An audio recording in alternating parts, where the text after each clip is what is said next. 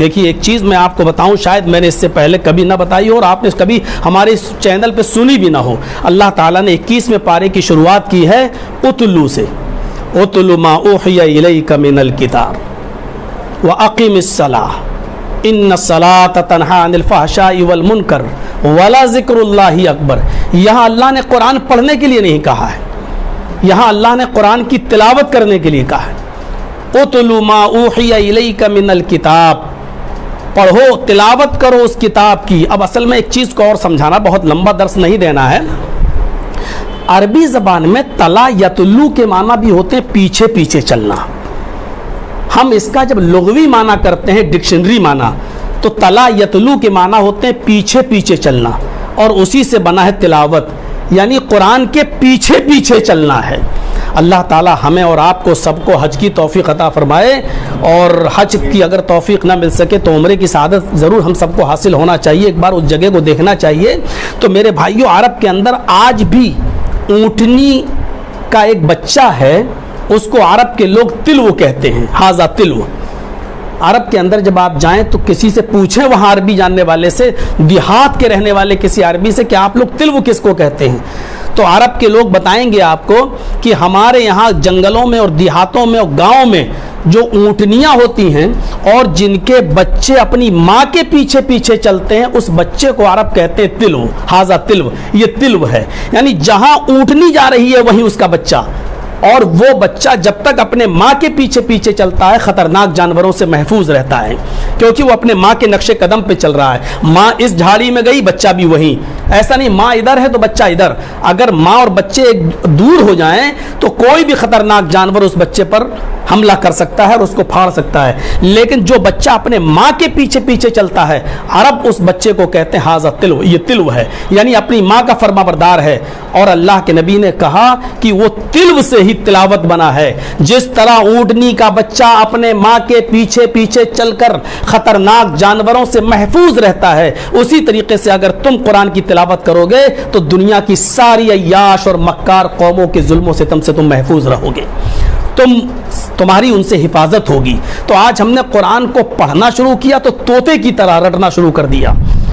معاف کیجئے گا، بہت ہی معذرت کے ساتھ، یہ قرآن قسمیں کھانے کے لیے نہیں آیا تھا، بہت ہی معذرت کے ساتھ۔ یہ قرآن اس لیے نہیں آیا کہ ہم نے کوئی دکان کھولی ہے اور ایک دن ہم 20 25 50 لوگوں کو اکٹھا کر کے سب کے ہاتھ میں ایک ایک قرآن، ایک ایک پارہ پکڑا کر اور ایک دن میں پورا قرآن ختم کر دیں، اور چاہے اس میں پوری زندگی پھر جھوٹ و فریب کا کاروبار ہم کرتے رہیں۔ قرآن بہت ہی معذرت کے ساتھ میں کہہ رہا ہوں اس لیے نہیں آیا تھا۔ قرآن اس لیے نہیں آیا کہ اس کو دکانوں میں پڑھ کے اور ایک دن تلاوت کر کے اس کو ہمیشہ کے لیے بند کر دیا جائے۔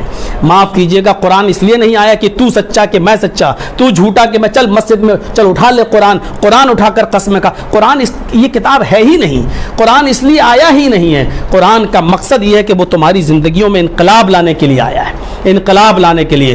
آپ کو شاید واقعہ یاد ہوگا اور نہ ہو تو دیکھیے، بخاری شریف کی حدیث ہے، مسلم شریف کے اندر آیا ہے کہ حضرت عمر فاروق نے عبداللہ ابن نافع ابن عبد الحارث الخزائی کو، نافع ابن عبد الحارث الخزائی ایک صحابی ہیں، ان کو حضرت عمر فاروق نے مکے کا گورنر بنایا۔ قرآن کی اہمیت جو آپ نے بھی سنا ہے 10 دن اس بچے کے زبان سے، اس قرآن کی اہمیت کا اندازہ لگائیے۔ نافع ابن عبد الحارث الخزائی کو حضرت عمر فاروق نے مکے کا جب گورنر بنایا تو ایک دن یہ مقام اسفان میں آئے ہوئے تھے، مقام اسفان میں، تو حضرت نافع کو پتا چلا کہ حضرت عمر اسفان میں، اسفان مکے سے 60 70 80 کلومیٹر کی دوری پر ایک مقام ہے، تو حضرت نافع حضرت عمر فاروق سے ملنے وہاں چلے گئے۔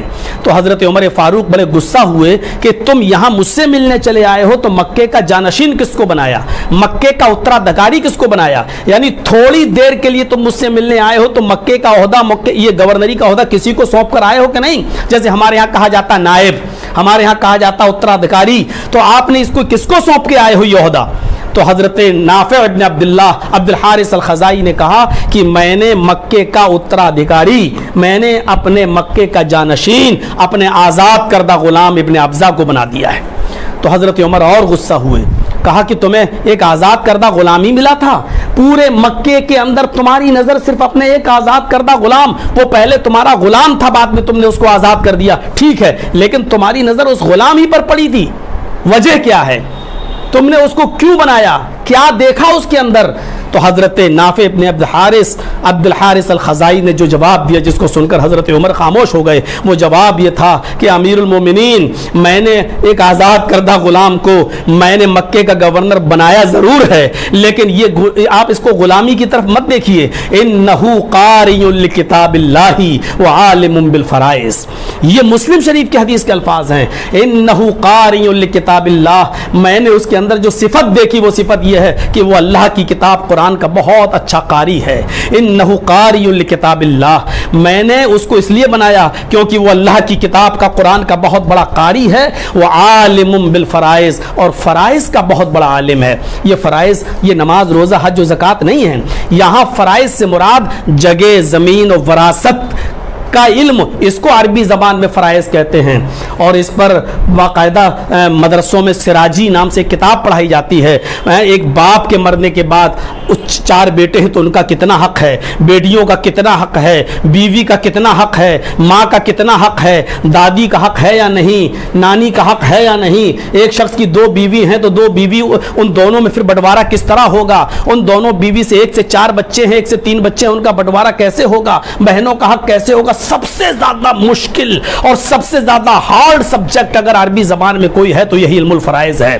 اس کا جو ہے بہت سخت, بہت اچھے اور بہت ماہر علماء کو یہ مسئلے کو حل کرنا چاہیے. ہر کوئی آدمی چلتا پھرتا مولوی اس مسئلے کو نہیں بتانا چاہیے. اسی لیے میرے پیارے ساتھیوں, اللہ کے نبی نے فرمایا کہ آدمی چاہے کتنی نمازیں پڑھ لے, چاہے کتنے روزے رکھ لے, چاہے کتنے حج کر لے, چاہے کتنی تراویحوں کا اہتمام کر لے, لیکن اگر اس نے اپنے بیٹے کا حق تو ادا کیا لیکن بیٹی کا حق ادا نہیں کیا, اپنے بیٹوں کو تو زمین و جائیداد دے دی لیکن بیٹی کو محروم کر دیا کہ جس کی شادی ہو گئی ہے یہ تو دوسرے گھر چلی جائے گی, اس کو کیا ضرورت ہے؟ قیامت کے دن اس پر گرفت ہوگی. اللہ رب العالمین نماز اور روزے کے اندر تو رعایت کر سکتا ہے کیونکہ یہ اس کا حق ہے, لیکن بندے کا حق اگر مارو گے تو جب تک بندہ معاف نہیں کرے گا اللہ بھی معاف نہیں کر سکتا ہے. اس کو سوچنا چاہیے, یہ نمازیں اور روزے کہیں ہمارے منہ پہ نہ مار دیے جائیں. تو یہ بہت بڑا فرض ہے. تو حضرت نافع ابن عبد الحارث الخزائی نے جو بات کہی تھی وہ یہ کہی تھی کہ انہ قاری لکتاب اللہ, یہ اللہ کی کتاب کا بہت بڑا قاری ہے. وعالم بالفرائض, اور فرائض کا بہت بڑا عالم. تو حضرت عمر فاروق نے پھر خاموشی اختیار کر لی اور کہا ان نبیکم قد قال, تمہارے نبی جناب محمد رسول اللہ بھی یہی فرمایا کرتے تھے کہ ان اللہ یرفع بہذا القرآن اقواما ویضع بہ آخرین. بخاری شریف کی حدیث کے الفاظ کہ اللہ تعالیٰ اسی قرآن پر عمل کرنے کی وجہ سے قوموں کو عروج دیتا ہے, قوموں کو بلندی دیتا ہے, اور اسی قرآن پر عمل چھوڑ دینے کی وجہ سے قوموں کو ذلیل کر دیتا ہے, قوموں کو ذلیل. میرے پیارے ساتھیوں, آج مسلمانوں کی جو ذلت ہے, آج مسلمانوں کی جو مسکنت ہے, آج مسلمانوں کی ساتھ جو مبغوضیت ہے, وہ اس کی اصل وجہ یہ ہے کہ آج ہم نے قرآن سے اپنا رشتہ توڑ لیا ہے.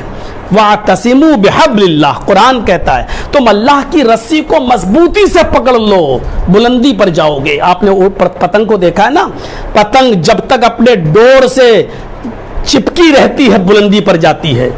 جب تک پتنگ ڈور لگی ہوئی ہے, پتنگ اپنی ڈور سے جڑی ہوئی ہے, اوپر جا رہی ہے, بلندی پر جا رہی ہے, اڑتی جا رہی ہے. لیکن جب دوسری پتنگ والا وہیں آتا ہے اور جب دونوں کی پیچنگ ہوتی ہے اور جب ڈور کٹ جاتی ہے کسی پتنگ کی, تو پھر آپ نے دیکھا ہوگا جب ڈور کٹ گئی تو وہ پتنگ پھر بلندی پر نہیں جاتی بلکہ ہچکولے کھاتے ہوئے, کلامنڈیاں کھاتے ہوئے اور جمپنگ کرتے ہوئے وہ نیچے آتی ہے, اور زمین پر کھڑے ہوئے وہ لڑکے اوباش قسم کے اس پتنگ پر جھپٹ پڑتے ہیں اور اس کو پھاڑ دیتے ہیں اور اس کے ٹکڑے ٹکڑے کر دیتے ہیں.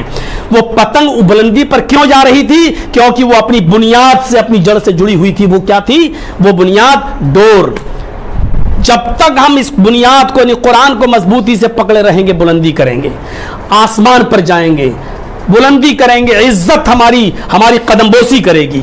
اور جہاں ہم نے قرآن سے رشتہ توڑا, جیسے پتنگ نے اپنی ڈور سے رشتہ توڑا, تو وہ پتنگ پھر نیچے آتی ہے کیونکہ اب بلندی اس کا مقدر نہیں ہے, اب زمین پر ذلت اس کا مقدر بن گئی ہے کیونکہ اس نے اپنا رشتہ ختم کر لیا ہے. جب ہم قرآن سے اپنا رشتہ ختم کر لیں گے تو ہمارا مقدر بلندی نہیں ہے, ہمارا مقدر پھر پستی ہے, ذلت ہے, رسوائی ہے. کائنات کے کسی دور میں مسلمان اتنا ذلیل نہیں ہوا جتنا آج ہے.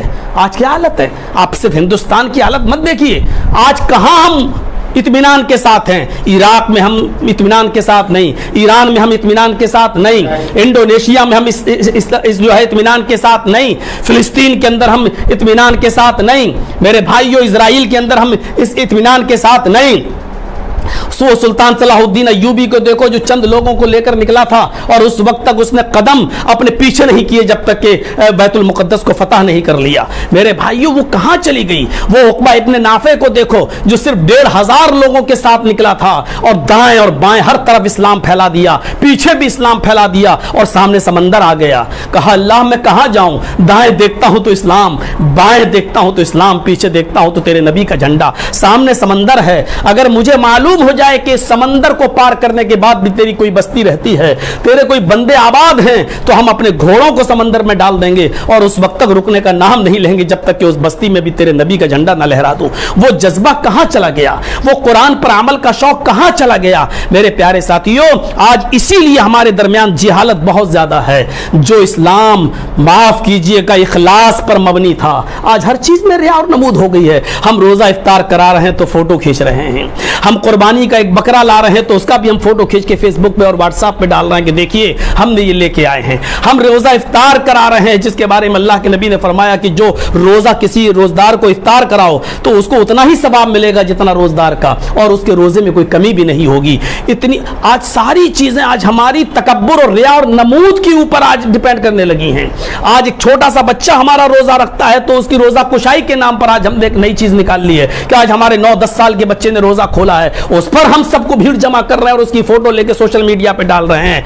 हजरत उमर फारूक ने रोजे की हालत में एक शराबी को कोड़े लगाए और उसको अपने घर पकड़ के लाए और कहा कि देख ये मेरा 7 साल का बच्चा रोजे से है, इसके होंठों पर पपड़ियां जमी हुई हैं और तू रोजे की हालत में शराब पी रहा है। वो 7 साल के बच्चों से रोजा रखवाने की आदत डलवाते थे लेकिन रिया और नमूद नहीं था, उसको लेकर बाहर नहीं आते थे कि देखो मेरे बच्चे ने रोजा रख लिया है। मेरे भाइयों, इस्लाम को सबसे ज्यादा नफरत रिया और नमूद से है और अल्लाह के नबी ने इसको शिरके असगर कहा है। अखवफु मा खाफ व शिरकुल असगर, कि मैं सबसे ज्यादा तुमसे डरता हूं तो शिरके असगर से डरता हूं। साहबा ने कहा शिरके असगर क्या? आपने फरमाया अर्रिया, दिखावा। दिखावे की इबादतें नहीं होनी चाहिए, बचना चाहिए। मैं एक ऐसे आलिम को जानता हूं, नाम नहीं बताना चाहता हूं उसका, कि जो रात के अंदर कुलीगिरी का काम करता है, रात के अंदर कुलीगिरी का काम करता है, कुलीगिरी का, और जो भी पैसा कमाता है सुबह वही मदरसा चलाता है और वो पैसा अपने बच्चों पर खर्च कर देता है। एक बार मेरी नजर जब उसके ऊपर पड़ गई तो उस शख्स ने मुझे वादा लिया है कि मौलाना मेरा नाम जाहिर नहीं करोगे, ये नेकी मैं अल्लाह के लिए कर रहा हूं, किसी दूसरे के लिए नहीं कर रहा हूं। तो ऐसे ऐसे लोग इस दुनिया के अंदर मौजूद हैं जो रात में कुलीगिरी का काम करते हैं और जो पैसा कमाते हैं वो बच्चों पर खर्च कर देते हैं। मतलब ये मेहमानाने रसूल हैं। ये बच्चे के लिए दुआ करो, अल्लाह से दुआ करो रो रो कर कि अल्लाह इसको सिर्फ हाफिज ही बना कर दे रख दे, इसको आलिम भी बनाए। और फिर मेरे भाइयों माफ कीजिएगा, दुनिया के साथ हमें चलना है। आप दीन के साथ साथ जब तक दुनिया को हासिल नहीं करेंगे तब तक आप बिल्कुल बेकार हैं और लोग आपको बहकाएंगे और पुरानी तरफ लेके चलेंगे कि साहब दीन यही है। नहीं, कुरान ने जो दुआ सिखलाई उस दुआ को याद करो। अल्लाह ने पहले आखिरत कहा तो दुनिया रब्बना आतिना फिद दुनिया हसनतन व फिल आखिरती, आखिरत से पहले पहले दुनिया के लिए दुआ की है। कुरान पढ़िए, किसी चीज को पहले बयान करने का मतलब यह है कि वो चीज अहमियत रखती है। यह नहीं कहा कि बिल्कुल दुनिया से कतई ताल्लुक हो जाओ। सबसे ज्यादा बुरा मैं उस इंसान को समझता हूं जो दुनिया से कटकर किसी एक जगह बैठा हुआ और तस्बीह पढ़ता अल्लाहू अल्लाहू अल्लाहू कर रहा है और लोगों के और कौमों के टुकड़ों पर पल रहा है। इस्लाम सबसे ज्यादा इसके खिलाफ है। मेरे भाइयों, कहा रब्बना आतिना फिद दुनिया, अपनी दुआओं में इस दुआ को शामिल करो कि आए हमारे रब हमें दुनिया में भी भलाइयां अता फरमा, वफिल आखिरती, और आखिरत के अंदर भी हमें भलाइयां अता फरमा, वक़िना अज़ाबन नार, और हमें जहन्नम के अजाब से हमें बचा ले और जहन्नम के अजाब से हमें नजात अता फरमा। मेरे प्यारे साथियों, एक आखिरी चीज मुझे आपके सामने रखनी है और वो ये रखनी है कि कुरान की अहमियत का अंदाजा आपको इस वाक़े से होगा जो इमाम बुखारी रहमतुल्लाह अलैह ने अपनी बुखारी के अंदर किया। जब 70 सहाबा शहीद कर दिए गए, 70 सहाबा ग़ज़वा ओहद के अंदर शहीद कर दिए गए, तो कब्रें इतनी कलील थी कि उनको दफनाने के लिए बहुत मुश्किल पेश आ रही थी। बुखारी शरीफ की हदीस के इस अल्फाज पर गौर कीजिए कि अल्लाह के नबी सल्लल्लाहु अलैहि वसल्लम एक एक कब्र में 2-2 और 3-3 सहाबा को उतार रहे थे, उन शोहदा को कब्र में रख रहे थे। ایک ایک نہیں، ایک قبر میں دو دو اور تین تین کو، تو آپ کہتے جا رہے تھے کہ ان 70 صحابہ میں سب سے زیادہ قرآن کس کو یاد ہے؟ اشارہ کیا جاتا ہے اس کو، تو اس کو سب سے پہلے اٹھایا جاتا اور ان کو قبر میں اتارا جاتا، اس کے بعد ان کو جو اس کے بعد قرآن جس کو یاد تھا۔ اس سے آپ اندازہ لگا سکتے ہیں کہ قرآن کی اہمیت کیا ہے، کہ غزوہ احد میں شہید کا مقام ویسے ہی پڑا۔ اللہ تعالیٰ کہتا ہے کہ اللہ کے نبی نے فرمایا کہ قیامت کے دن اللہ شہید کو دیکھے گا اور دیکھتے ہی کہے گا ارے اس سے کیا حساب کتاب لوں فرشتوں، یہ تو میرے لیے اپنی جان اپنا مال سب کچھ قربان کر کے چلا آیا، جاؤ اس کو ڈائریکٹ جنت کے اندر داخل کر دو۔ شہید کا مقام تو ویسے ہی اتنا بڑا، لیکن جب غزوہ احد میں 70 صحابہ شہید کر دیے گئے، جب ان کو دفنانے کی باری آئی تو ایک ایک قبر میں دو دو اور تین تین صحابہ کو جب آپ اتار رہے تھے تو آپ کہہ رہے تھے کہ اس میں قرآن سب سے زیادہ کس کو یاد ہے؟ اٹھایا اور ان کو پہلے اتار کے رکھا، پھر اس کو جس کو ان کے بعد قرآن یاد ہوتا ہے۔ یعنی یہ قرآن کی عظمت ہے، اس لیے حافظ قرآن کو کبھی معمولی اور حقیر نظروں سے مت دیکھو۔ یہ زمین پر جب چلتا ہے تو رب کعبہ کی قسم زمین پر نہیں فرشتوں کے پروں پہ چلتا ہے۔ یہ جب زمین پر چلتا ہے تو آسمان کے فرشتے دعا کرتے ہیں اور سمندر کی مچھلیاں ان کے لیے دعا کرتی ہیں، جن کا مقام اتنا بلند ہو ان کو معمولی نظر سے مت دیکھو، لیکن دین کے ساتھ ساتھ کوشش کرو کہ دنیا بھی ہمیں ملے اور ہم مسجد کے ممبروں تک اور صرف مدرسوں تک محدود نہ رہیں، بلکہ ہم قوم کی خدمت کریں۔ جیسے ہمارے ڈاکٹر محسن صاحب ہیں، ایک ہاسپٹل کھولے ہوئے ہیں، یہ بھی بہت بڑا خدمت خلق کا ایک ذریعہ ہے۔ کسی غریب آدمی کا علاج کر دینا اور اس کو چھوڑ دینا اور اس سے کوئی پیسہ نہ لینا یا اس کے رعایت کر دینا، یہ بھی خدمت خلق کا ایک ذریعہ ہے۔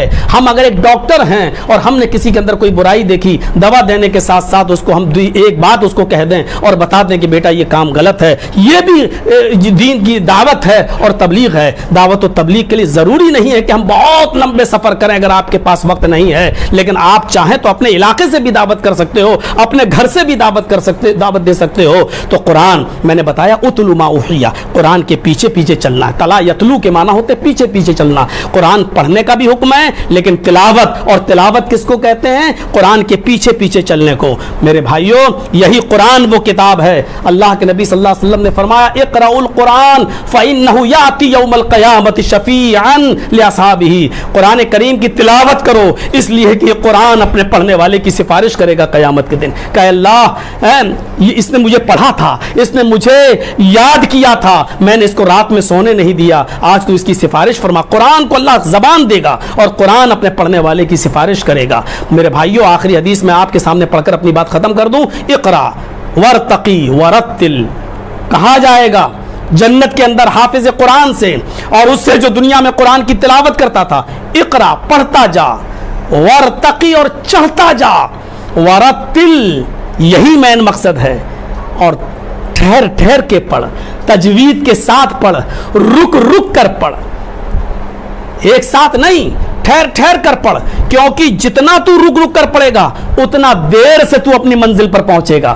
فَإِنَّ مَنزِلَتَكَ عِنْدَ آخِرِ آیَةٍ تَقْرَؤُهَا، تیری آخری منزل وہ ہوگی، تیرا آخری محل وہ ہوگا، تیرا آخری کمرہ وہ ہوگا جہاں تیری آخری آیت ختم ہوگی۔ میرے بھائیو، یہ ہے قرآن کا مقام، یہ ہے قرآن کا مرتبہ۔